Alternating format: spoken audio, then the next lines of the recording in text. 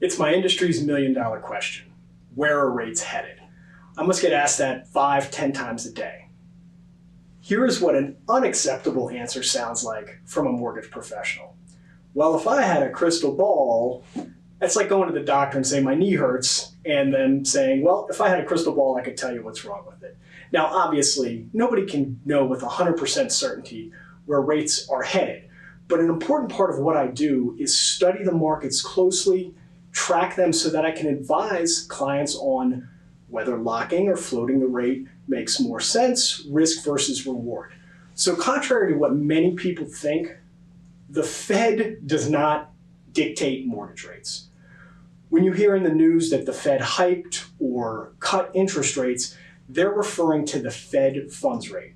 And that is a very short-term interest rate. It's the rate that banks charge each other to borrow money overnight to meet their reserve requirements. So they do not impact mortgage rates directly.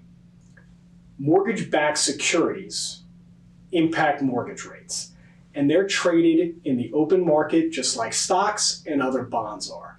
The higher the demand is for those mortgage-backed securities, the lower interest rates are. The less demand, the higher they are. The bond market is huge, larger than the stock market. And if you have a 401k or a mutual fund, you've almost certainly got mortgage-backed securities in your portfolio. So what is the biggest driver of interest rates? More than anything else, it's inflation.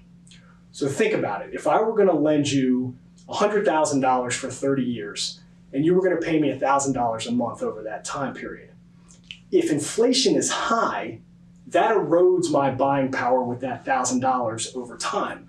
So investors in turn have to increase interest rates to offset that inflation.